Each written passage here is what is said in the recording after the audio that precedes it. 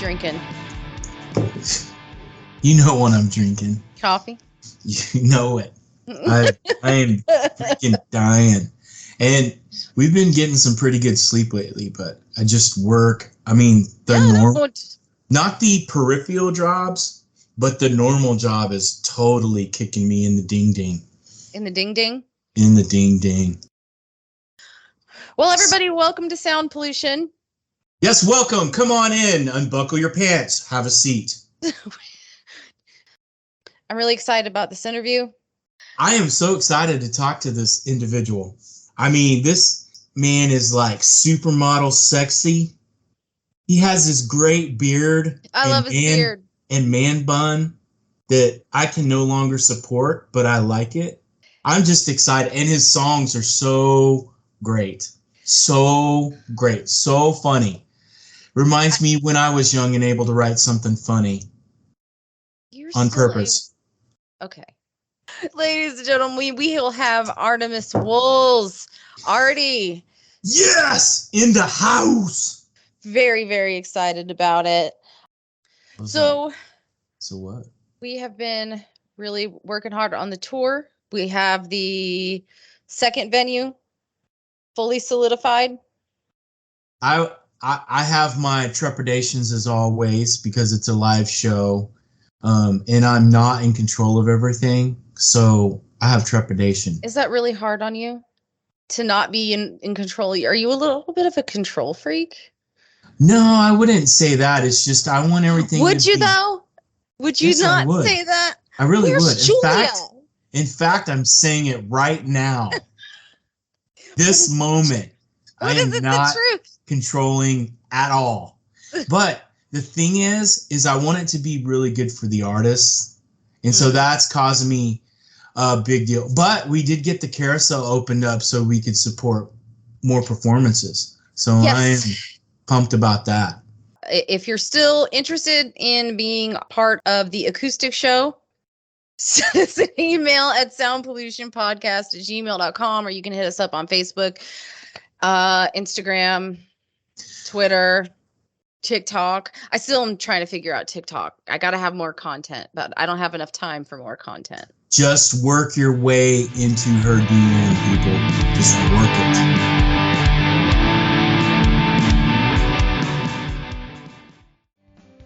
Before we jump into this week's episode, we wanted to give a moment to our friend Gunnar of the Big Gun Show because they have something pretty cool going on this weekend. Okay, so let's talk about your release that's coming up, Aftermath and Gas, and the big party you're throwing. So we're doing a show on the 16th of July, Saturday, at the Saxon Pub, and we're releasing a song called Aftermath and Gas. It's off the new album called Honky Rock, which is epic, by the way.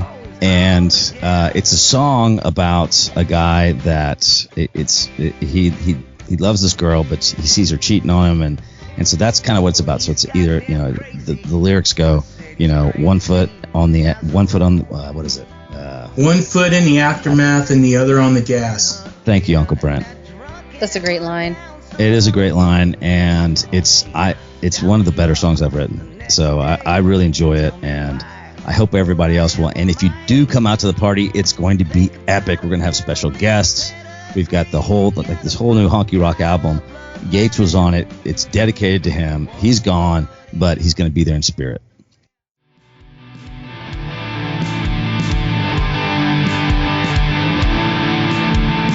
Well, listen, check this out. But it helps the back and forth to see each other. It really does. I've done digital media a long time. Okay, I worked on stuff for a long time and nobody cared. So the fact that you guys took the time to do this means that I want to make sure it's as cool as possible for you guys, just from our experience, and also what you're going to record later on. I'm sure it'll make for a better podcast. You are so sweet. I'm getting moist just from that. Nice. Welcome to Brent. Brent is super duper appropriate. I am going to apologize in advance. I do cut half of his nonsense out because I don't want to get canceled. So my secret sauce community, they're called the Coven, and I assure you that they are they're dirtier than you could possibly get. Yeah, Brent, I mean, you don't know that yet. I mean, and I've been told to be professional because you're like a star. So I'll be holding back at least 25%. All right. Well, that's more than I expected. I'm trained in the art of documentary on both sides of the camera. So swing away. All right. First of all, I've looked at a bunch of your stuff. I've listened to a bunch of your stuff, and I just want to thank you for taking time to create your art, because what you do is a music thing, but it's also a comedic thing. And I appreciate that. And you're not a musician like me. You're a musician that looks at social things. You poke fun at your own generation and ours too. I can appreciate that because I think someone needs to be out there saying the things you're saying. Because I'm worried about us getting censored. And right now, comedians and funny musicians are the only thing to keep us in check. Because they're looking at what's going on and saying, really, guys, is this how it should be? Is this what is going on? And you're probably laughing and go, that song was about farts. That's what it was about. But you have that in there. And so I appreciate that most of all about what you're doing, because it's important for old people like me whose lives are almost over. And and it's just good to see that I'm not the only one going, is this right? Should we be thinking? Because me and Rennell have a lot of discussions offline about stuff going on, and we're just like, I can't believe this, or did you hear about this? Or I can't believe the state is doing this. Stuff like that. Right. Well, yeah. Thank you so much for saying that. It's kind of, it's not something that when I originally joined that I thought I would be doing, but I'm very glad to sort of filled in that role.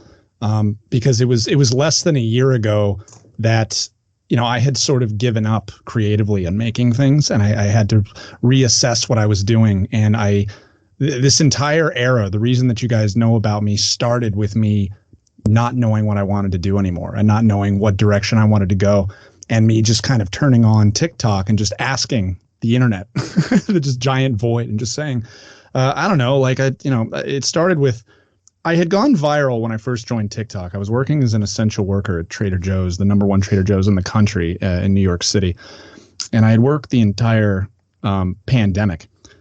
And, in the middle of that, we saw a lot of things, a lot of really traumatizing things of going from, oh, wow, we just got this job to be a part-time gig so we could pay the rent, to suddenly we're being called heroes, and we're having to listen to customers yelling at us and taking out the stress of the pandemic on us and spitting on us and not understanding why we are doing the things that we're doing to protect ourselves and the people we live with, and just coming home from that every day. And having moved to New York to try to launch my music/film career, and then suddenly jumping into a pandemic and feeling like I'm just not making progress. I joined TikTok as a way to just kind of take 10 years worth of tinkering and dabbling with music and art and video and just do something with it.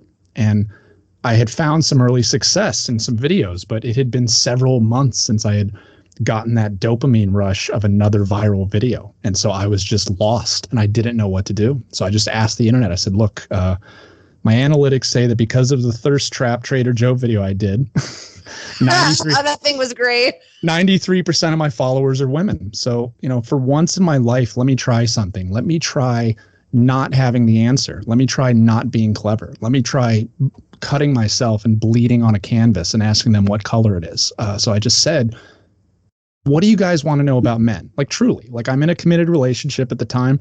I have no agenda here. I'm going to Trader Joe's tomorrow. What do you guys want to know? I have no reason to lie to you. And so they started asking me everything. And the more that I would answer honestly, the more they kept asking. And that went back and forth for a couple videos. And then I saw it. Someone said, what do you think about weaponized incompetence? And I said, what the fuck is that? And so I started reading. And the more that I read, I just started seeing it. I just started seeing something that I could do that could not fix it, but just acknowledge that it had happened. I was addicted to the feeling that women seemed to have in the comment section that I was just telling them the truth and not telling them they were wrong, saying oh, that's fascinating. Wait, do you find that always happens when you are with men? They're like, no, it happens all the time. I'm like, oh, that's crazy. Like the more that I was listening, the more they were enjoying it. And so I came up with this, like, just, I didn't have the word. I have the word now. But at the time, there was a word spinning in my head that I was like, whatever this is, we can do something. Let's build something where they laugh at it because I'm not lying, because I'm just saying the real thing, but I'm going to make them dance to it. I'm going to make it fun. And that experiment blew up. And a year later, here we are. We've expanded it. We've kept going. So it was a really weird thing that it's a story that we're still kind of in the middle of. We're still trying to see how this story kind of ends. But in terms of the start, it was what I've always been looking for. I've always wanted to do something on the internet that wasn't just, oh, here's how clever I am. It's something that felt real, that felt like a moment that was bigger than me, and it was bigger than the people that watched it. It was just kind of a moment where we're all like, okay, let's try to fix this by having fun with it. What if it doesn't have to end? Because if you think about it, you're a pretty smart guy. I mean, I can tell by the content you put up that you're pretty smart. And, you know, it doesn't have to end. It can keep going as long as you are looking at what's out there and questioning it and then talking about it. I don't think it has to end. I mean, now when you die, it will probably end. I'm sorry. You probably didn't know that you were going to die. Wait, because you're what? young. Die? Yeah, I know. Is that how you pronounce that word? Die? I've Die. never. You know what? Your parents are bastards because they don't tell you about that as soon as you're born. You know, they don't go, you know what? I know you're only 2, but you're going to die. You know when you blow out the birthday candles? Like that's one day your candle's going to get blown out. All right? You just smoke, baby. That's it. What initially got you started with music? Because I know you said you had stopped knowing what you were going to do creatively. So what were you doing before all this happened? Yeah. So I'm a professional polymath, which means I have my entire existence dabbled in several different things. And one of the reasons that I was drawn to film school as a kid was because at the time, film was something that combined everything together. It combined music, it combined performance. I liked speaking, I liked telling jokes, but I also liked being serious and tackling it. It's the only medium that seemed to capture everything, and most importantly, could capture people's attention. People will sit in a dark room with 100 strangers for 2 hours and listen and watch one human being show them how creative they are. And I was obsessed with that. I was like, I can't think of another thing on the planet that captures people's attention like that. That when they leave, that they talk about it, and for years, people are still. It's been years since the first Star Wars came out, and we're still wrapped in that culture. That one moment had our attention. Had an entire. I was obsessed with that idea. So I went to film school, and one of the things you figure out very quickly in film school is that to get to that point, you have to do everything yourself. There is no job application for Hollywood. They will not call you and say, hey, would you like to be the next Chris Nolan? We got a Batman thing if you're interested. It's never going to happen. Damn it.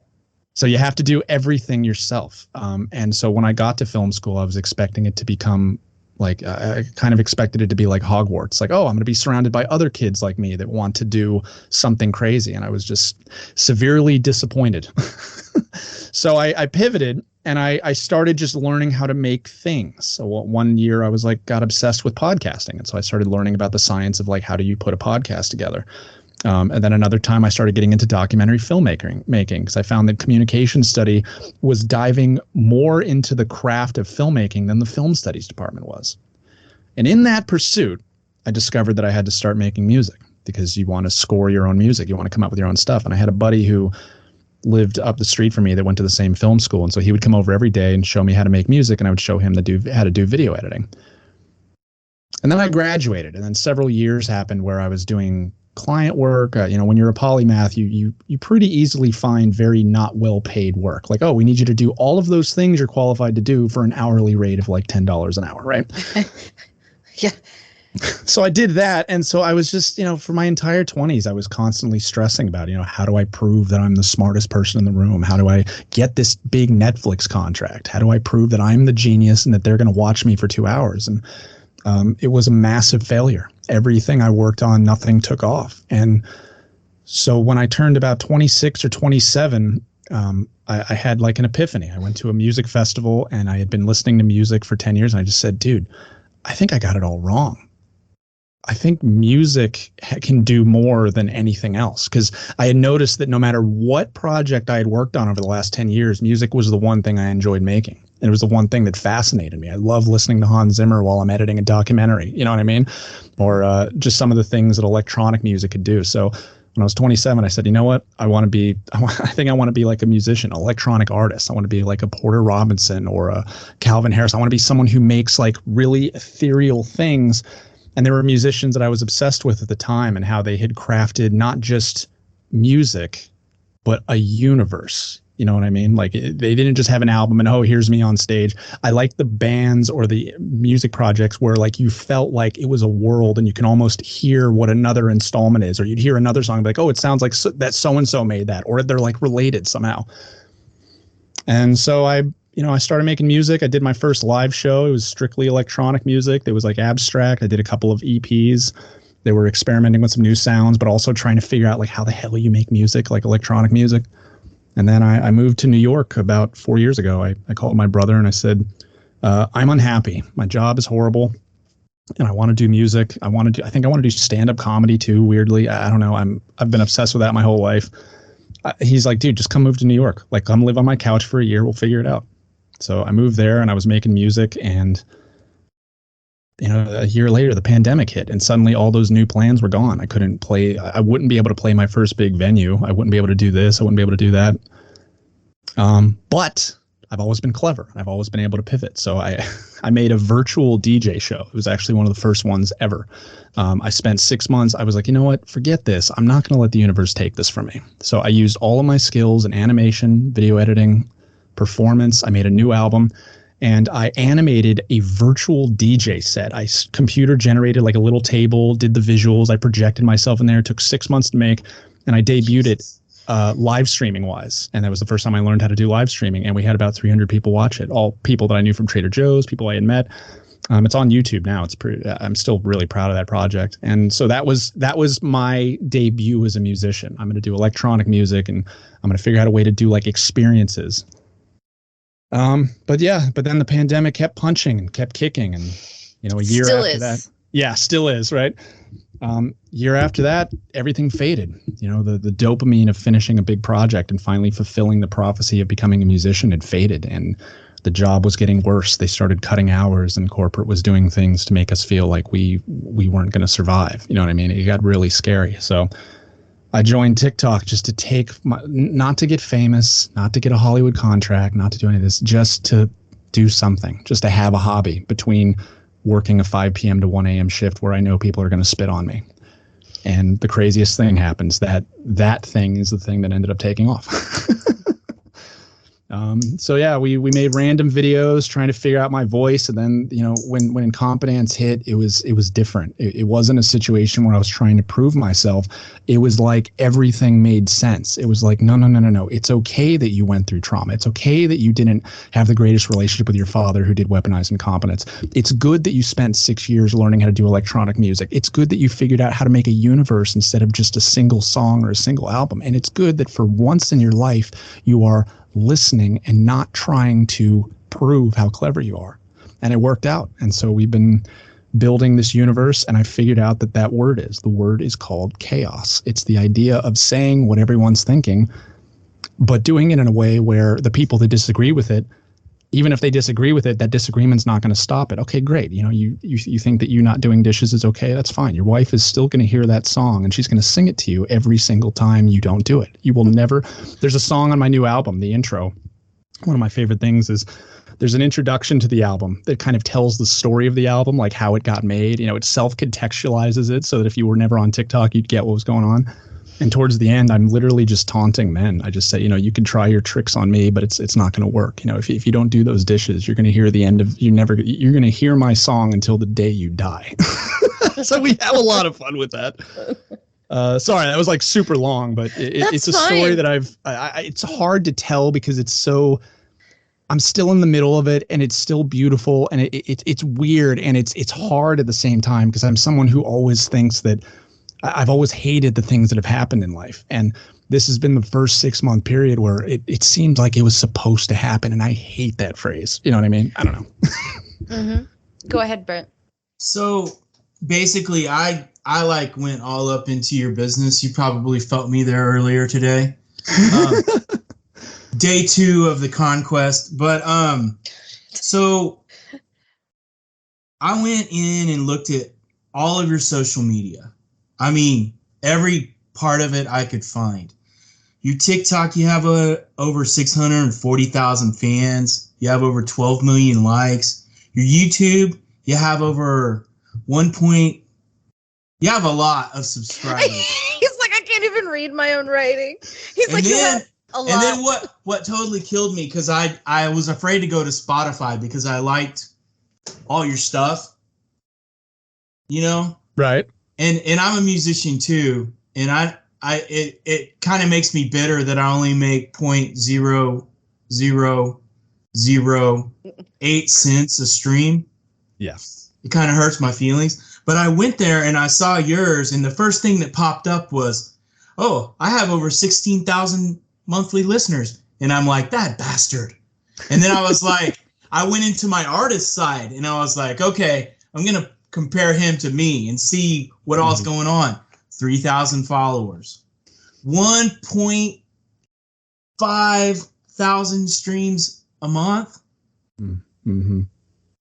That's some good money there, man. You know what? You are on your way to only having a part-time job. Correct. That is absolutely correct. You are on your way, man. And so I was impressed with that. But what I'm getting to is my real question is, what is man cold? They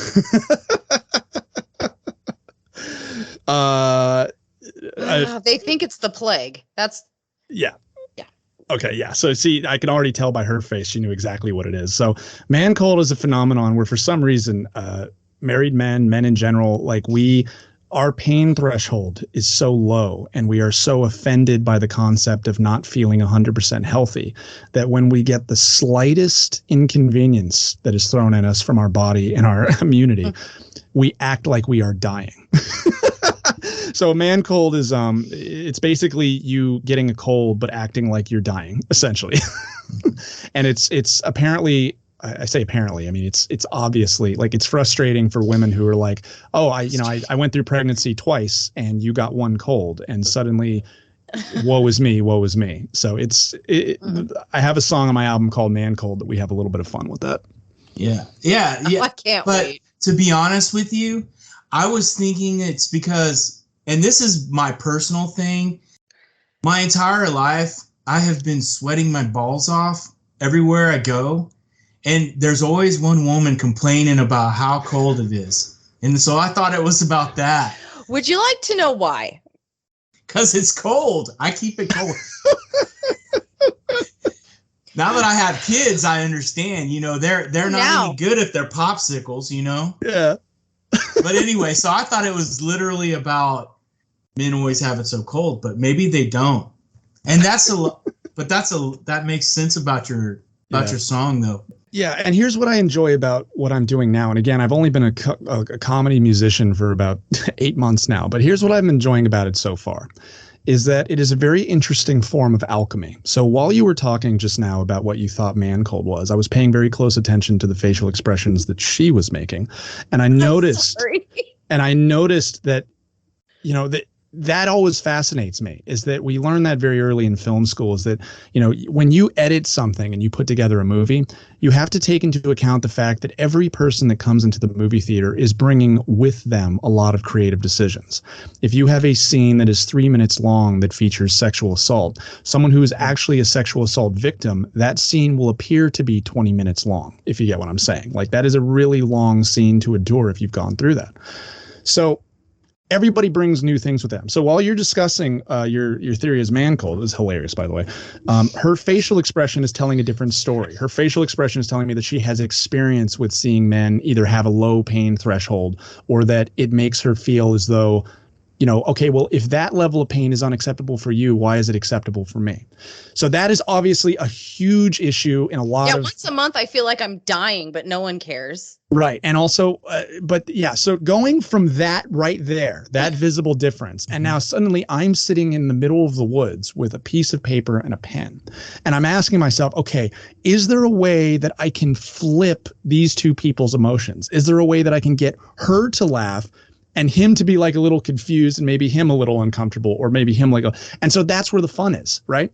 But you do it in a way where both people end up using it to communicate or make it so out in the open funny that no one can get away with it anymore. I mean, I've gotten so many emails from people saying that every time my husband pulls his shit, I just hum the bass line to your song, and he literally starts working better. And I'm like, he's a machine. I've become the Grim Reaper of the fucking kitchen. You know what I mean? Like that. I enjoy that. The planet right now is like, fuck you, Artie. Right. So I was writing down. So let me talk to you about Man Cold real quick. So there were moments where I was sitting there, I was like, okay, what is the real problem here? So that's step one is, okay, we want to flip their two emotions. Stage two is, okay, what is this really about? Like, why does the man cold? I mean, let's say that the man cold is a problem, right? But why does it really bother them? It's not the man cold. It's the concept of they have to feel that pain every single month. It's way worse than that, right? But it's worse than that. What's really going on here?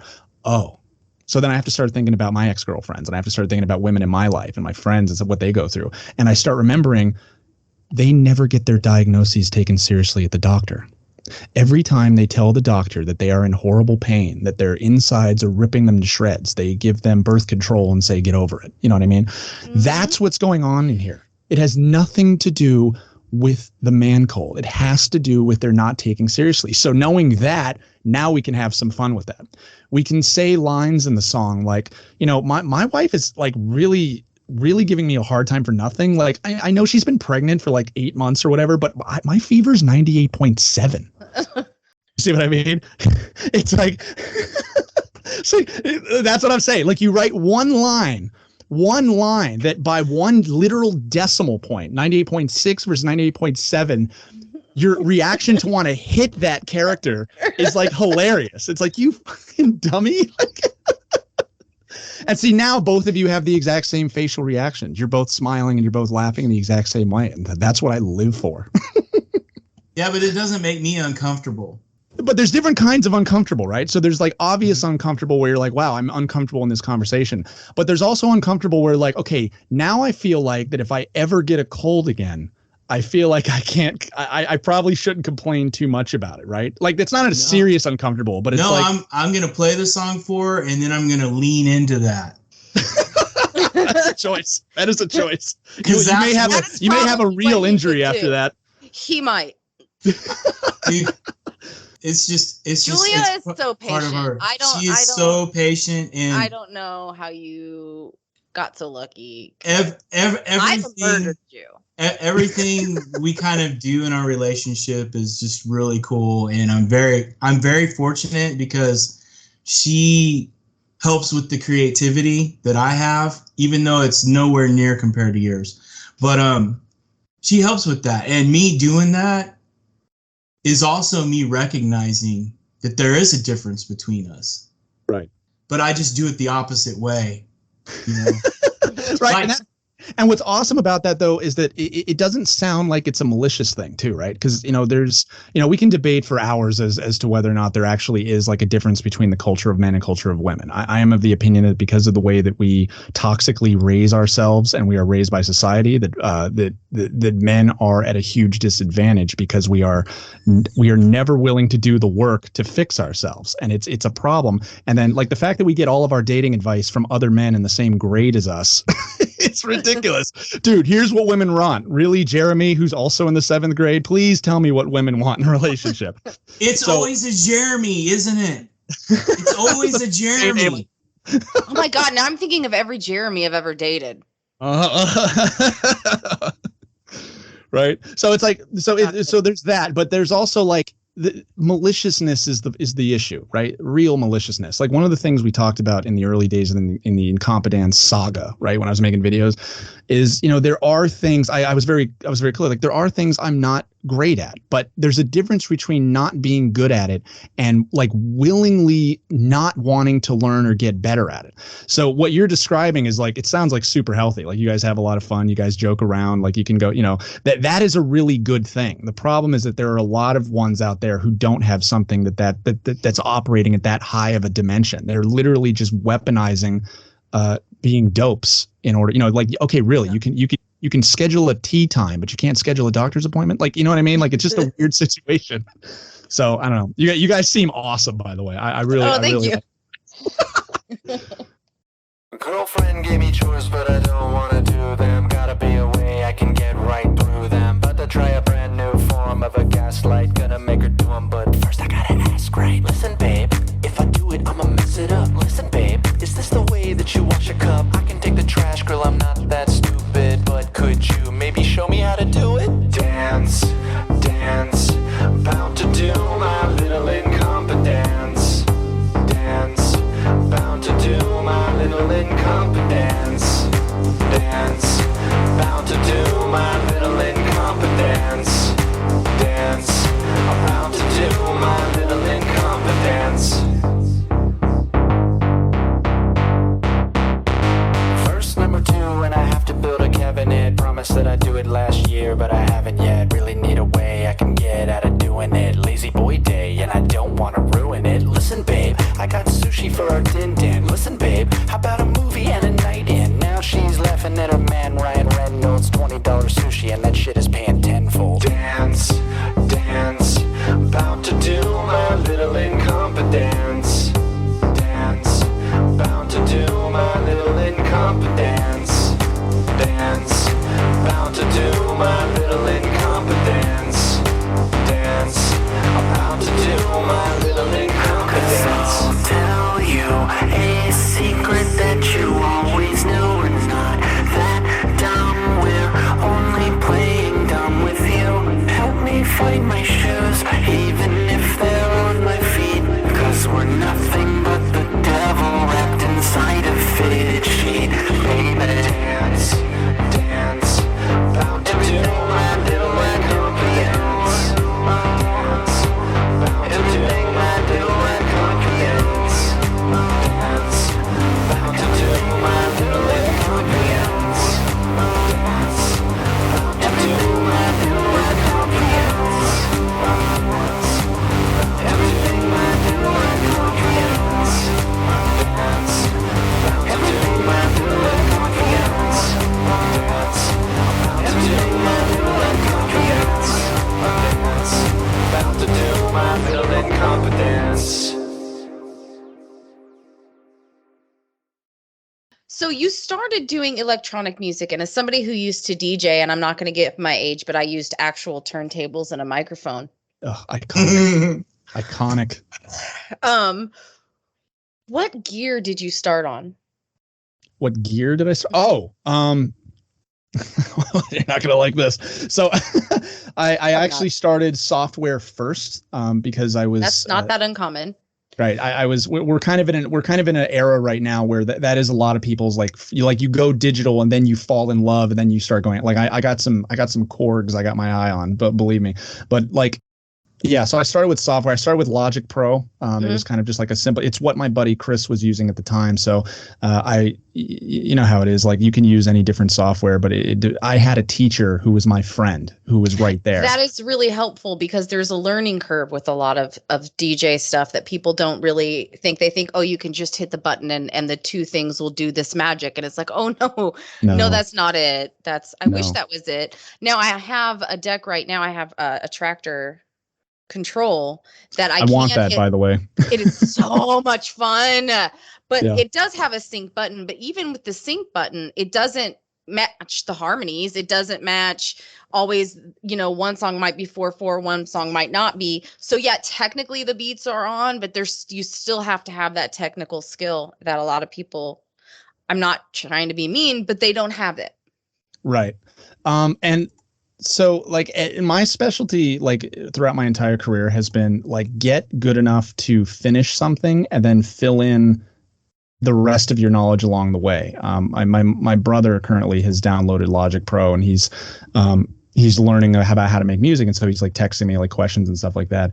And so I've been telling him the same thing I've been telling everybody that's in my Discord server that's been trying to get into music making, or everybody else. I'm like, guys, understand this. I am not, listen, you're not going to believe me, but I need you to really listen to old Artie right now. I am not a good musician. I never have been. I'm also not a good filmmaker. I also don't make good videos. I finish music. I finish videos. I finish films. And every single time I do them, there's something new that I add to the equation. And so what you guys are perceiving as this perfected state of creativity is just 10 years of me saying, what the fuck is reverb? All right, let's throw some reverb on there. But isn't that great that we're in a time where you can do that? Anyone can create music. You just have to have the gumption to step out there and do it. Yeah, no, I love it. And that's why you have to love making it. Like I got a message from somebody. Oh my God. So I was working. Yeah, fuck it. Let's tell a story. So when I was working at Trader Joe's, there was a couple of Trader Joe's is kind of a cultural shower drain of creatives. It's where a lot of them end up. I actually thought of applying to ours, so go ahead. Yeah, please don't save yourself your soul. So there was a musician there who, like, when I had first started going TikTok famous, which that's also like a hilarious story, but when I first started getting TikTok famous, there was a point where, at a certain point, everyone at the store knew, especially since the first video that took off for me was a Trader Joe thirst trap. So there was a good month where I was the most famous Trader Joe in the country because I had circulated every Trader Joe hidden crew member page, internal employee. People were literally asking me to send them pictures of myself to prove to their friends that they used to work with me, but they transferred. So they were like, hey, send a picture of your face to prove I know you. Like, it was all that kind of stuff. But we had gotten to a point where I had left that. I was starting to get famous for like my music and my comedy, and it actually seemed like I might be leaving soon. And so there were a couple of musicians who were, hey man, like we should do something sometime. I'm like, okay, that sounds great. And so there would be situations where I would like rent out a studio and I would be doing my working on stuff. But hey, if you're in town, if you're around, why don't you just drop by the studio? We'll see what we cook up. Right. And it was just the same thing that I saw in film school, just inviting people to work on stuff, trying to get something off the ground. And they just, like, oh, I'm kind of tired today. Or, I got some of this other thing, but no, I'm super into it. Well, anyway, fast forward to like 2 weeks ago, and I started my marketing for my new album, and some of those same people started messaging me again. I'm like, oh, dude, I've been seeing like your whole little album TikTok thing. That's crazy. Yeah. So like, dude, I'm really trying to like do music, man. We got to get up sometime and like work on something. And I'm like, dude, the train like has rocketed out of the station. It is so far gone. Let's assume for a second that yes, I was like, I have time to like, yeah, I'll go all the way back to New York and we can like go work on some stuff. The point is that I'm not convinced you enjoy making music or enjoy creating stuff. I think the reason you messaged me is because you saw the end result of those studio sessions of going to go work on stuff. And now that you've seen that, you've been revitalized and you're looking for a shortcut. So now you're messaging me to sort of like pull you into a studio and like, I can't do that for you. So I think you have to love making stuff over and over and over and over again and find it fascinating, because that's the stuff that's taken off for me. I did not think, if you go back to Incompetence and you go to one video before, you will see a video where I literally say, man, I love that feeling when I'm about to post a fire video. I'm like, damn, I'm about to kill the 37 people that see this. I just enjoyed making that song. I had just seen Bo Burnham's Inside a month before, and I had gone through a 3-week spell where I hadn't made anything. It was the first time. And this is the thing with me and Bo, is that me and Bo, he doesn't know who the hell I am, and he probably never will. But what he doesn't realize is that he has been someone who, since high school, since 2008 and 2009, actually before that, 2006 or 7, like I was one of his first subscribers. Like I've been watching him my whole career. And so as he's been continuing to work and grow, I've also been trying to continue to work. And every time I get to a big point, he's one of those few creatives where I'm like, oh, I just get reminded like how far ahead of me he is, like how much better he is at what I've ever wanted to do. And so I saw Inside. And so I was like one of those film kids that was just like, dude, he did it. The son of a bitch did it. That thing that we always theorized in film school, like what if you got a camera and you just shot a whole movie in one house and made it good? And we all tried it and we all fucking failed. And then to see him actually do it, I went through like a 3-week, like I'm not making anything. I was just super depressed.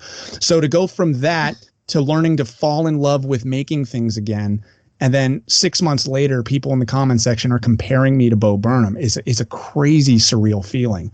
And it only started with, okay, let me fall in love with making things again and stop worrying about where I am in my quote unquote career. I think you're right. And that shows how important comedians are, you know, as far as what they do. Because for me, I've always listened to comedy. And every time I listen to comedy, it turns on a different part of my brain. And just skews it just enough so that I can see it. So, for example, when I was a kid, South Texas, Southern Baptist, sneaking in Richard Pryor to the house so I can listen to it. And absorbing what he was saying, going, God, this is making me uncomfortable. One, because I'm freaking 8 years old and can't understand it. But there's something about it making me uncomfortable and exploring that. And then when Sam Kinison came out and he's making all these Jesus jokes. Yeah. And that another twist to like how you look at religion or how you look at Christ or God or whatever, you know, and I would constantly go with the Bible stories, you know, is this what really happened? Okay. If it did, it would probably go down like this. And then I'd make myself laugh. Because, you know, I just wouldn't share it with someone, you know. But that's what comedy does. That's what music does. And so, and also, him kicking your ass is going to make you better. You better hope he never plateaus. Because as long as he's kicking your ass, you're going to be better. Oh, man. See, I didn't have to sneak it. My mom was very open-minded, and she was like, here, watch George Carlin. So here I am, you know, 12 years old, like, why do we ever go to church if this is right? And she's like, keep thinking about it. Keep thinking about it. That actually was what my relationship with stand-up, you know, because we've talked a lot about music and we've talked a lot about film, but, you know, that was my adult life. As a child, stand-up comedy is what I was drawn to. And the reason is because me and my father did not get along at any point during his life. Did we ever really get along? And we had kind of a huge falling out about 4 or 5 years ago where I suddenly decided that I couldn't have him in my life anymore. But one thing that was able to get me through childhood with him, you know, the fact that we always moved a lot. We also had apartments and we never had like a dinner table. We never sat around a dinner table and talked about our day or talked about, hey, did you guys read the news? What do you guys think about this news? What's going on? He was someone who would only watch. Yeah. My kin. So he was someone who he would go into his room and he would watch things. But, you know, so I didn't know what a family movie was until I went to film school. I was just like, oh, what is that? Like, oh, like, you know, like Pixar and stuff like that. When I was doing my research and you felt me on your insides. I think we've moved on from that. Well, I just have to keep saying it because it makes me feel good.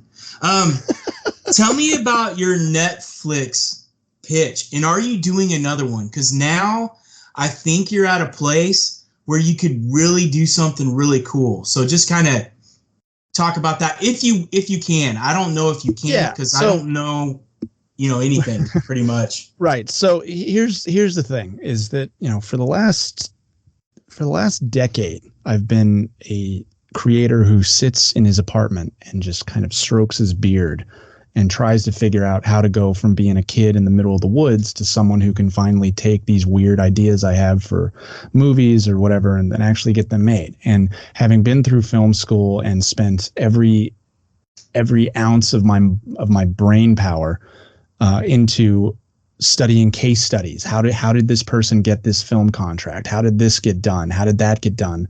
You know, the first thing I do whenever I see a movie is I go right to the Wikipedia page and ask myself and figure out what the lore behind the movie is. I'm more interested in the lore around it than anything else. And so because of that, for the last 10 years, I've got a bunch of like House of Cards level theories about how you could leverage one thing into another thing, right?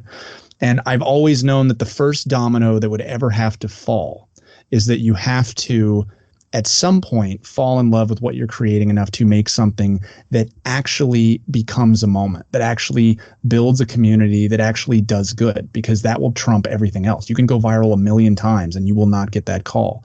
If, however, I had an opportunity to build a community, and the community believed in what I was doing, and the community was so well versed in the universe that I've created that they could almost regurgitate it and create stuff that fits, I knew that that would get their attention. So we are still very early in that plan, but the first domino fell, and Competence was the first domino. From there, so this is where I should probably mention the imaginary force that I love, that is responsible for a large part of who I am as a person. Because a lot of people have this misconception that it is solely just me and that I am just making things. I have an imaginary force across the internet, and this force is called the Wolz Coven. They're very beautiful. It's the name of my Discord server. It's a group of predominantly women who, when I first came out with Incompetence, were skeptical, or they were curious as to who this guy was that created this song. It's about 6 or 7 people at the time. It was 6 or 7 people big. And so I started doing live streams at that time. And the thing I started live streaming is I was just doing my dishes every night at 9 p.m. I was just live streaming, doing dishes, answering questions. And they were like fascinated by that. They're like, wait, oh, so you're actually doing dishes? I'm like, yeah. Like, okay, this isn't like a ruse. I'm like, no, I made the song for you guys. Like that's it. You guys asked me about Weaponizing Confidence. I made a song about it. Did you like it? They're like, well, we love it. We just don't trust you. I'm like, good. Don't trust men. Throw us all in a volcano.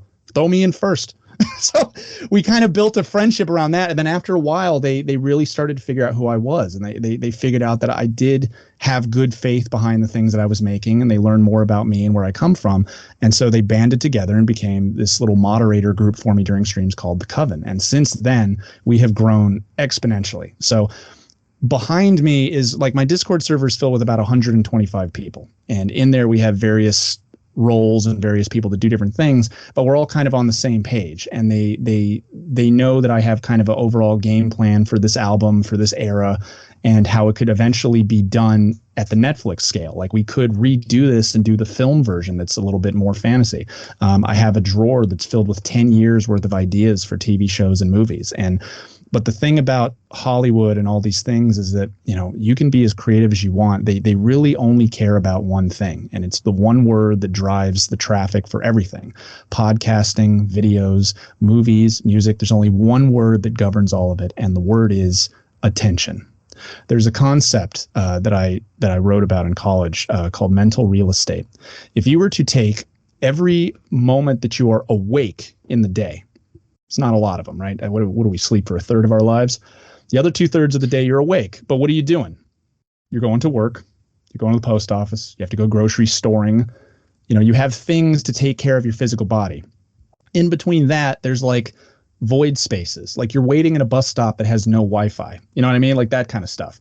Everything left after that is mental real estate that you can absorb: artwork, music, movies, TV, read, think, just free time. And we don't have a lot of that. I think the average person probably has about 1 to 2 hours of that a day. So when I used to hear in my 20s, you know, lecturers or professors or students be like, dude, you know, there's enough for everybody out there. I'm like, yes, but understand this. If you take every person in the US and you take all of their mental real estate, and then you take every other country in the world and take all of their mental real estate and add it together, that means that they can only absorb so much artwork. Okay. Because of that, Hollywood can only give so many film contracts. There's going to be 1,000 film graduates this year. There's only going to be 30 nominated movies at the Academy Awards next year. Everyone in this room is not going to get that big Hollywood contract. There's simply not enough mental real estate. There's only so many people that can watch this stuff. So attention is the most important thing. Who has the attention at this point? So one of the things we're trying to focus on is making sure that what I'm working on with this album is something that actually helps people, or that they actually enjoy. While I am someone who believes in creative expression, like, no, man, I'm just going to stick to my vision and I'm going to put songs on that represent me to a degree. And there are spaces in the album that I'm able to do that. But I also know that I think this album is special, and I think that the moment that it seems to be creating among my Discord server, among the people online, my followers, is too important to let my personal ego of expression get in the way. So we're doing things like I have these little dominoes over here that I wrote each track list on here, and I'm pretending that there's parallel universes. I'm like, okay, what is the parallel universe where the song order is this one, then Man Cold, then Incompetence, and I'm figuring out what feeling that's going to create. Okay, and then this one. Okay, what if we do it in this order? So I'm very much a UX creator where I'm trying to make sure this has the best possible chance to take off, to get the attention of some of these bigger companies that can not only trust my creative vision, but also trust that the community I'm building it's not just a fan base. It's bigger than that. It's a movement where people are. I got this beautiful voice message from a Discord user yesterday where they just said, hey, I know you're really busy finishing the album, but I want you to know your Discord is the only place I've ever felt like seen and accepted. That's what we need. That's what I want to build. And that is something where if I can build it just a little bit more, I think I can get these companies' attention. I really do. Hey, what's up, beautiful listeners? This is Raynell of Sound Pollution dropping into this space to make a quick announcement. We at Sound Pollution are not fans of what is happening in America at the moment. The Supreme Court's rulings over the past 3 weeks are nothing short of disgusting, and we disagree with all our hearts. I have decided to give advertising space on this podcast away for free to women, BIPOC, and LGBTQ+ business owners and nonprofits. I am encouraging my listeners to shop from vendors that are part of the solution and not a part of the problem. We love you. Make some noise. So how can people get more involved with that? Oh, that's a great question. So a great place to start with that is to join my Discord. We do a lot of very special projects that get tied into my lore. So I'll give you a fantastic example. I don't know how familiar you guys are or your listeners would be with the way the TikTok works, but there's this concept of a pinned comment under a video where you take one comment and you pin it right to the top. Normally, it's something used to pin something that's like promotional or positive. Like, oh my God, I love your work. Pin it to the top so that everyone can see how much I'm loved by people all around the world, right? In my early TikTok days, though, because I'm a psycho who's been training in the dark arts of the internet, the first thing I did on TikTok was I assessed, because it's like my 5th video platform. I've been around since YouTube was a baby, right? I was like, okay, what are the things that make TikTok different and special? And one of the things I noticed was the pinned comment. I came up with this crazy tactic that we tried out and is one of the main reasons that we are where we are today. You take one comment that is just bad, objectively, horrible opinion. Incompetence. Some guy comments, oh yeah, well, you should ask women if they know how to change a tire. I saw that. Beautiful, beautiful example. Pin it right to the top. What's going to happen? Now the person's going to get a flood of notifications because every single time someone responds as, wow, way to go, way to go, D-bag. Thanks, Chad. Thanks, Chad. He's going to get it over and over and over and over again. Congratulations, you are now my prisoner. Now you have two options at this point. You can either delete your own comment, which congratulations, you now work for me. You're now one of my moderators. Thanks for clearing up my comment section. Or you can just sit there and take it every single day and just fight and continue to reply. And every time you reply, you're going to come back to my video and not only give me a view, but you're also going to listen to my voice and see my face again. For an entire year, we've been doing that. I have locked up hundreds of pin prisoners. I have made about 12 of them delete their own account. When the Leave Her Alone saga started, some of them actually had to remove their account off the platform because they were getting too harassed. But it's one of those things where, is there such thing as a bully of a bully? I think not. Most of the time I wasn't taking part. I simply gave the person what they wanted, which was attention. It's always been about attention, that word that I love, right? So 3 weeks ago, we formed a special team in my Discord. I announced to the Wolz Coven. I said, hello, Wolz Coven. Like, it's just, I keep saying Coven. I need to let everybody know I'm not actually running a cult here. It's a server. It's a chat room. It's a bunch of people that just get my vibe and they're trying to help me out. Full disclaimer. As you guys know, we have an album coming out. And a lot of you have been reaching out saying, is there any way that you can help carry the flames of chaos through the internet? Well, I have good news for you. We're forming a new team. We're going to be calling it the Ember Team. And you guys are going to have some very special secret projects within the confines of this server. We had a couple of people join that. Once they came and summoned, we created a channel called The Campfire. And I said, everybody gather around. I have an idea for you. So they sat down and I started talking to them about the pin prison. I was like, so for a year, you guys have seen me do the pin prison, but I'm afraid I haven't been completely honest with you. They're like, what do you mean? I'm like, here's the thing. From day one, I've known how this ends. I know that at a certain point, we were going to make an album or have a moment where we were finally going to jump to the next level, come out with an album that takes the internet by storm. There's a problem, though. We have pin prisoners that think they're clever, that they've been locked up and they refuse to delete their comment. So you know what we're going to do? We're going to delete every single thread and make all that time they wasted, all those hours they spent defending their shitty comment, useless. Because the week before the album drops, we're going to throw all their comments into the ocean and gaslight the original gaslighters. They were hooked. They said, how do we do this? I'm like, well, there's 1,000 videos on my TikTok profile. I couldn't possibly comb through them to locate every single pin prisoner. But we have numbers on our side. If each of you takes 1 month and scans my videos and sends the link in here and tells me where they are, I can go in quickly and delete them. It took them 2 hours. They were done. Oh my God. It took them 2 They were like, we hours. are going to accomplish this. The Ember team. Yesterday.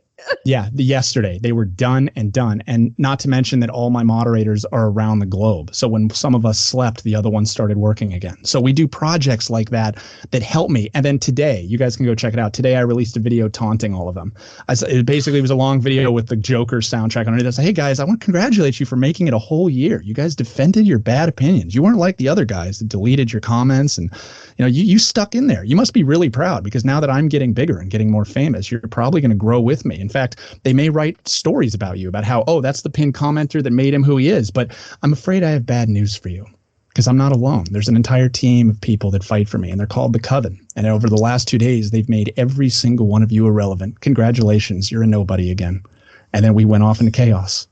So it's a situation where I tie these things into my content. So that's what I mean by making a universe. So from the outside, people that stumble into my content, they find stuff like that and they're like, wait, who is this guy? What is he talking about? What is a pin prison? Who is this coven? And then they carry themselves through the story, and they see the story of me being an essential worker, and then finally asking women how they feel, and then finally listening to them, and then using 10 years of failures to build something to change the world. And then ultimately taking these gaslighting men who've been causing them pain and making them look like idiots and making them waste their time. For them, it's more cathartic. They don't even care about the music. They just enjoy the feeling of seeing somebody fight back someone that's been oppressing them for all these years. And that is my art form. That is what we're building. And that's why I enjoy this. So it's one of those things where when people call me a musician or a comedian, like I appreciate it a lot. But the truth is, like, I don't know what I am. I just know that I'm having a lot of fun. Well, that's all it's about. I mean, be creative to be creative is one thing, but like, are you happy? So do you get that many negative comments about your stuff? Because when I was listening to it, I was like, oh my God, I am so on board with this. And then I was like, okay, I'm going to go find all of his videos and go through them. I clearly I was unable to get through them all. So I'm going to have to like pace myself. But I can see how a few people would respond, like maybe 2. Right. But I don't get a whole bunch of people responding. Are you new to the internet? I don't get it, because what? I have our comments turned off because I just don't have fucking time to deal with them. Then let me deal with them. I will deal with them. Okay. No. See, you guys, I'm so glad Uncle Artie has come into your universe. So I want you to imagine for a second that you were decided to go camping in the woods, or let's say you were going to go, let's say it was like 500 years ago, and you're like, let's go build our life in the woods. And so you go build your life in the woods, and you find the perfect plot of land. Right. But there's a problem. There's a river in your way that's rushing. Right? You can't transport equipment to that nice little stretch of land because there's a river in your way. Now you have a couple of options. You could be like, all right, well, I guess we could try to go over the ridge, or, let's just ignore the river. Let's try to find another, build a whole thing, all that stuff. It's like, no. You're looking at it the wrong way. What do you know about that river? It will always run. It's never going to stop running. So instead of trying to look at it as, oh, this river is going to keep us from building this house of ours, of moving this equipment, you build a fucking water mill and you stick it in the river, and now you can generate flour and electricity. So that's the thing with the internet. And that's one of the reasons that my videos, I think, work, is that, rather than blocking comments or trying to make videos that are, because the most boring content is the ones you see them all the time, where like they're saying something that's so obviously a right opinion that like no one could disagree, right? Though that is a form of control. The person's afraid that they're going to get comments to disagree with them.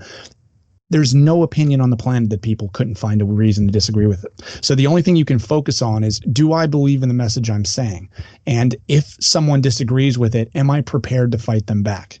If the answer to both of them is yes, you can use the internet to your advantage. The fact that 80% of the if you go back to the Incompetence Saga, the playlist on my TikTok, I actually made that playlist as a case study for this.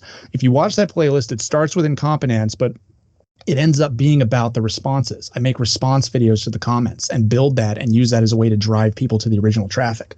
The reason that you saw that I'm getting about 1,000 streams a day on Spotify is because I've created what we like to call in my coven a digital cauldron, which is this gigantic bubbling digital pot where you have so many videos pointing in the same direction of that original video that no matter what side of the cauldron they fall in on, eventually they're going to be swirled to the middle of the song.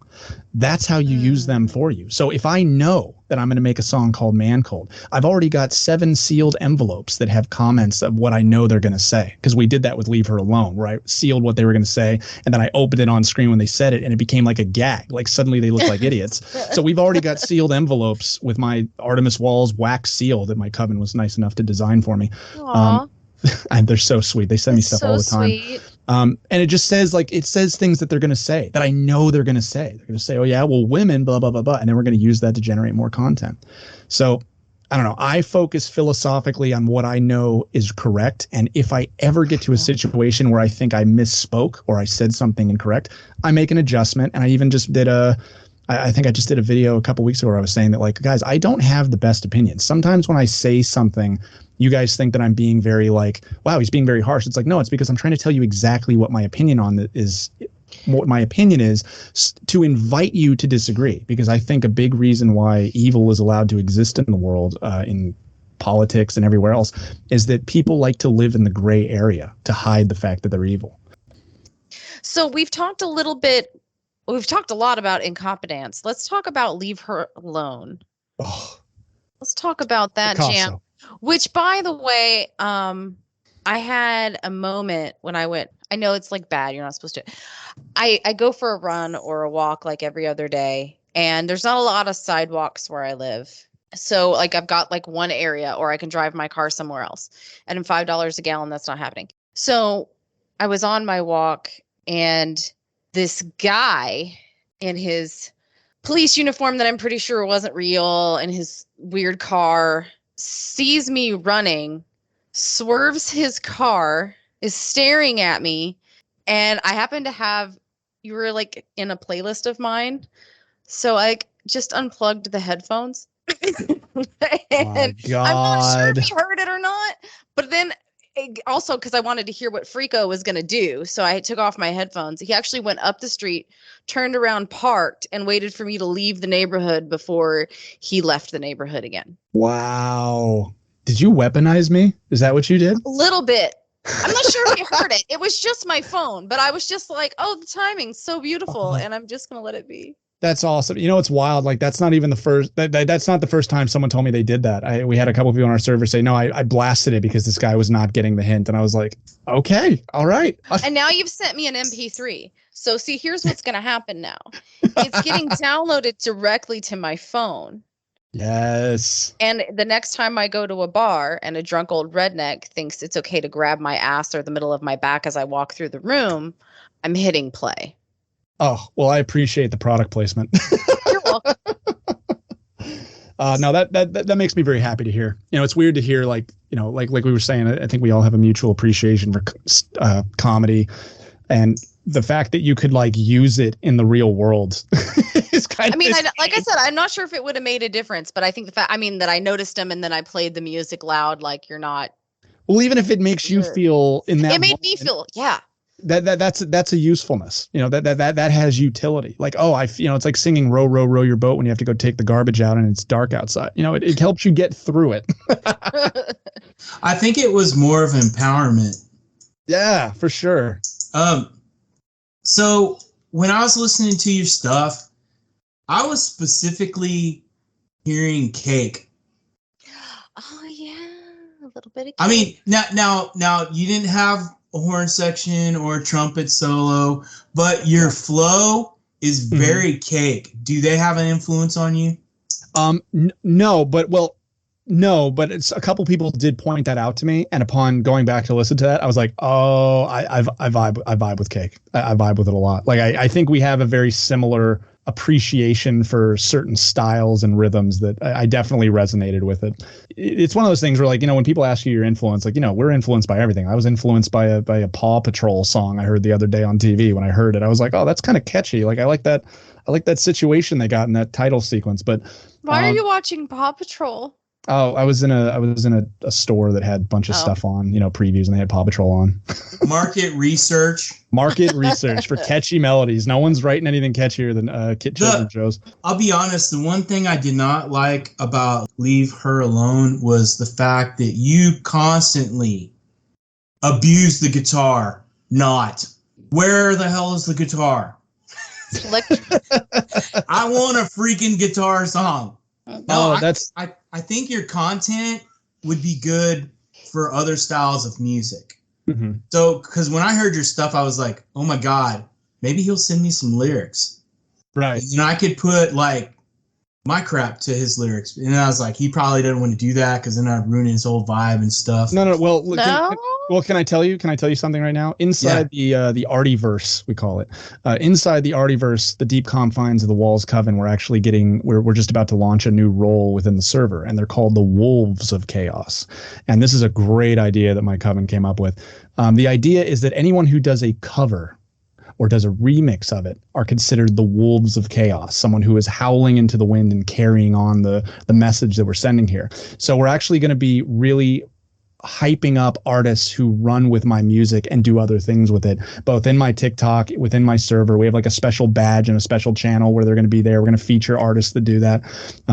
So yeah, my community is becoming a place where, like, yes, it is about me, but it's also about giving a lot of people who resonate with this and are also creative an opportunity to do this. In the same way that I felt locked out of the industry for 10 years, I'm trying to do whatever I can to enable other people who are musicians or comedians or dancers. So, yeah, if you did something with my music, I would not only be greatly honored, but you would find yourself immediately circled by digital witches who would be in love with you.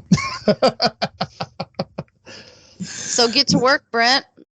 When does the album drop? The album drops on July 15th, and it will be available everywhere. It'll be a Deezer, Tidal, Apple Music, iTunes, Spotify, Amazon Music, the whole shebang. You'll be able to download the MP3s on my I have an online store. You'll be able to download the album. A lot of people I discovered through our market research still have MP3 players.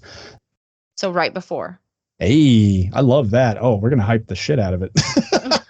Hey, I was going to tell you, Leave Her Alone has my favorite line. I will go fast. I apologize. I like the line.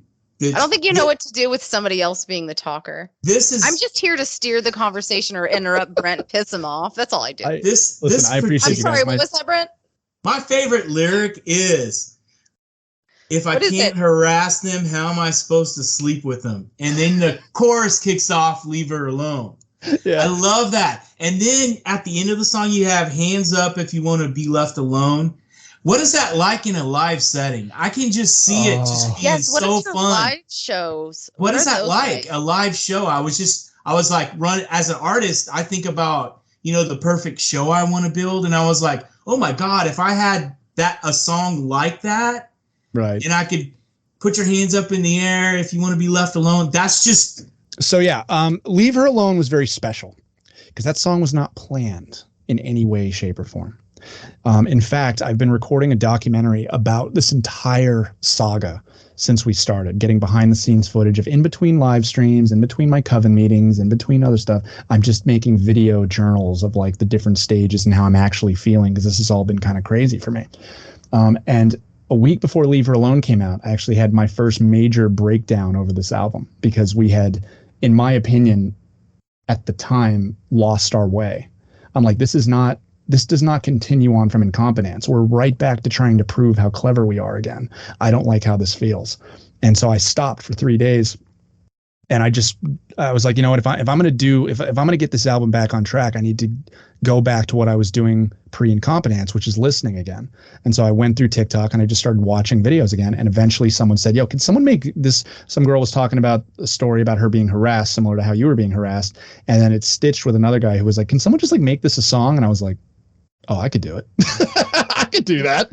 And so I made it secretly and didn't even tell the coven until it was done. And I said, guys, this wasn't planned, but I have a new song and we're going to release the single like next week.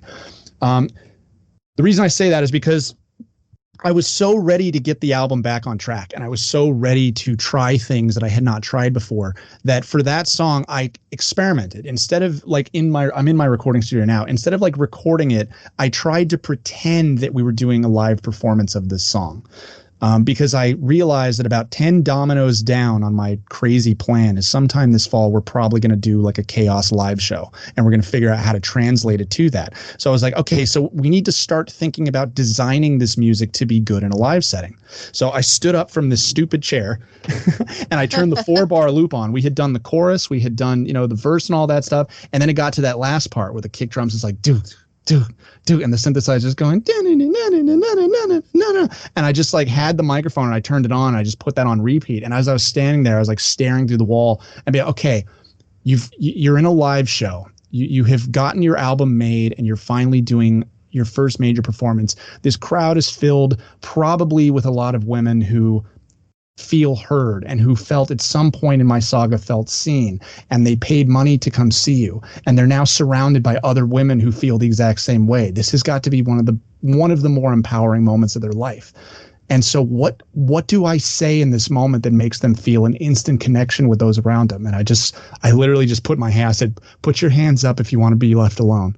And it just was like so hype. I was just like, yes, that is it. Hands up if you want to be left alone. I want to be left alone. I don't like being talked to in New York City. I got harassed every time I went to work. I got mugged the first 6 months I was in New York City. And since then I've had like this thing with random people approaching me. Yes, I want to be left alone too. And so I felt like if you were a woman and you were like putting your hands up and you just saw a sea of hands just shouting, I was like, that's got to be beautiful. So yeah, that's how we made that. That's going to make an experience for the people at the show. They will actually be participating in what you're creating. And that's what people want when they listen to music or go see a band. They want to be part of the show. They want to help you perform as good as you can. They want to give back to you what you give to them. So I think that's awesome, because I could actually see it when you said, I was like, damn, fucker's a genius. Well, but it was important because I didn't know the right answer. I didn't. And I just said like, okay, let's once again pretend I don't have the right answers. And like, what feels right, standing up and acknowledging who's going to be in the crowd and what their story is. And so it just worked. Most of my art comes from like figuring it out, but like accepting that I don't know the right answer. And that's every time I've done that, that's been the stuff that people say, oh my God, that was so genius how you, it's like, I think it's genius too. It's not my idea. It came out of a situation that I just yielded control over. So I don't know.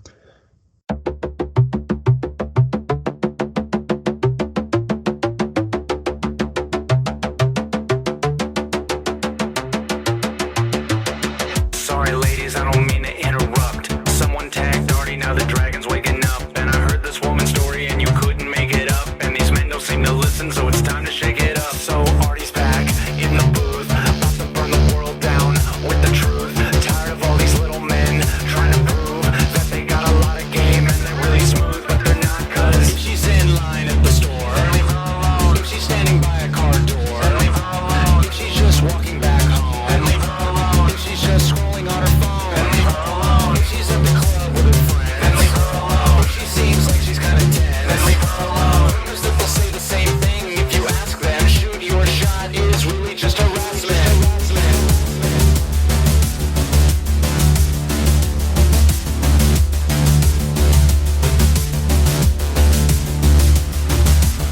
Cause every time they turn you down, then you throw a fit. Every time they buy a drink, then they cover it. Stop telling them to take out their headphones. Let these women vibe out, just leave them alone. And don't you dare start with that woe is me shit. Cause I'm a man too, that won't work on me, bitch. But I don't understand, how am I supposed to speak to them if I can't harass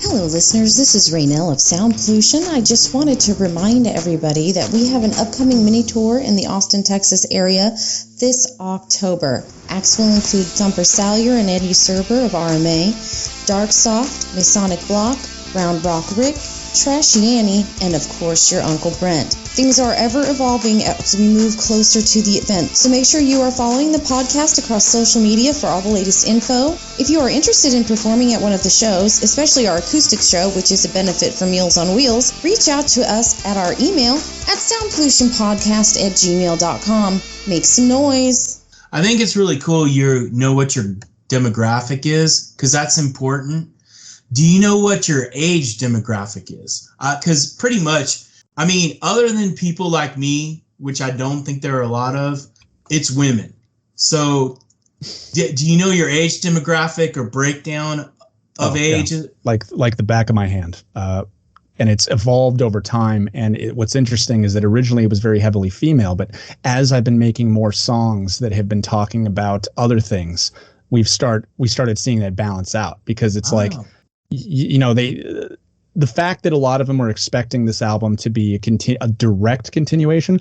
The way that Incompetence was written is when I wrote the first verse, and there was only one verse originally, they started suggesting a second verse, and they said, oh, talk about how he doesn't fold towels correctly. And I was like, no, I'm going to go deeper. I'm going to tell you something that you don't see coming. I'm going to tell you about how we buy you takeout whenever we want to distract you from the fact that we didn't construct a cabinet that we promised we'd do a year ago.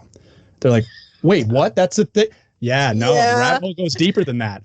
So then when I came out with part 2, they started doing it again. They're like, oh my God, you should do one about, I'm like, no. If you know what's coming, this isn't going to be chaos. You're not going to feel that burning irritation of finding out something that you should have seen the whole time. So on the third part, I was just like, what is the bottom of all this? What is at the center of this song?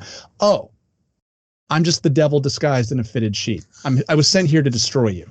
This has nothing to do with dishes. Men are evil. And so that is kind of what the album is doing. In the same way that in that song we spiraled to the center, Chaos is an album that's going to spiral towards the center. Yes, men are garbage. Yes, men are harassers.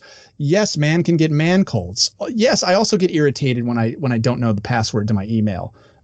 Yes, I do love it when people on the internet from another country give me validation because my friends and family don't do it. Oh my God, this is a mental health album. This doesn't have shit to do with dishes. You see what I'm saying? So I think because we're spiraling the mental health issue, I think it's balancing out. So yeah, right now, my demographic is 70% female, 23% male. The main thing is 23 to 20. Wait, hold on. I have the thing right here. 1 second. 63% of my listeners are between the ages of 23 and 34. So this all checks out, right? These are all issues that are affecting that age range. It makes sense that originally it skewed. Originally it was 93% women, and now it's become like 70%. So it's starting to balance out, which means that they're starting to figure out what I'm all about. And it's the fact that, no, we all do have issues, but every song we're going to target a specific thing, and we're going to think about it, and we're going to talk about it, and then afterwards we're going to realize that, okay, maybe we can fix that. Okay, what else you got? What else is a problem that we're dealing with? So it's been really fun seeing that play out in real time. Do you have any upcoming performances? You kind of alluded to something in the fall. We have nothing scheduled, but this is one of those things where we are operating. I have a distant idea of what dominoes are supposed to fall next. I know that in the fall, I will be doing a couple of live performances somewhere. We are still honing on where. We have all sorts of data from our Spotify thing that tells us where to do it. And I'm considering doing another. We were able to fund this album 100% from a Kickstarter campaign. So there is a good chance that if I decided to do another Kickstarter campaign, it's like, oh, we're actually going to build Chaos into a performance that could actually go to different cities and try things out. My research tells me that we wouldn't have a horrible time fundraising that. But there's also the possibility that if I can get enough listens on the album in the first month, I could just contact an agent and go right into Netflix and start pitching them the idea of making a film version of Chaos, or use all this behind the scenes footage that I've been sneakily collecting so that I could show up with a hard drive and be like, listen, you can spend a lot of money on doing a documentary, or you can take the footage that I already have right here and make me executive producer. You got two options. So, you know what I mean? So we've got plans, but yeah, we'll definitely be doing a live show sometime this fall. We have to see how the album does first. So last question. What advice would you give a young songwriter? Don't listen to me. That's the first thing I would tell them. No, I mean, that's tough because I've been a songwriter for like 6 months technically. I would say that like in terms of just like creativity and like being an artist, there is nothing you're ever going to do of any significance if you are solely focusing on proving you're the most clever person in the room. And that comes from having an entire life where I had a God complex and it was like, no, there's no one better than me at this film school. There's no one better than me in North Carolina in video editing. I'm the best electronic musician to arrive to New York City. I'm the most creative person at this Trader Joe's. A lifetime of a God complex. And then finally I broke down because it's not sustainable. Nobody is a god. Nobody is infallible. Nobody is that clever. So when that happens, if you just put all of your energy into something you enjoy making, whatever that is, it will take off. So don't say, I want to be the next big songwriter. Write songs and see what happens. I came to New York wanting to be a DJ and a stand-up comedian. I left New York as a TikToker. That was not in my playbook. So I never would have thought of being a podcaster. Right. So, but you probably focused on skills that apply to podcasting. So I don't think you're ever going to make it as a songwriter. I think you're going to make it as someone who writes songs. I think there's a huge difference between those two sentences. And where can people find you? We've talked a lot about TikTok and everybody knows that Artie's on TikTok, but where else are you? As the album is, well, at the time of this, the album's about to come out. So I'm on Twitter. I'm on Instagram. I'm on TikTok. I have a website. It's artimuswolz.com. By the time you hear this, it will look nice and pretty for you. And on all of those social medias, there's a link in my bio that has a link to all the other social medias. So we have a very beautiful little cauldron in place to let you fall into the Artieverse. Thank you so much. And again, I appreciate you guys having me on here. It's been crazy the last 6 months having just, thousands of people a day trying to message me and comment. And so to be able to take a chance to not just be isolated in the woods and you guys not be commenters and have a real conversation with fellow creatives is fantastic. All right, Artie, thank you so much for being on the show. We really appreciate you. Seriously. Oh, please have me back. And we will. No, we will. Even if you're an utter failure. Especially if you're an utter failure. Bro, you guys, people think I got 640,000 friends. I don't, man. I'm in the middle of the woods in a cottage, basically. Like it's lonely, man. Smart. Have me back. I'm in a city in a little tiny in a little condo in the bottom, like people. You know what? I think we're all in the middle of the woods in a cottage. Emotionally, leave me alone. Of course, some of our cottages are on fire, but I won't go on about that.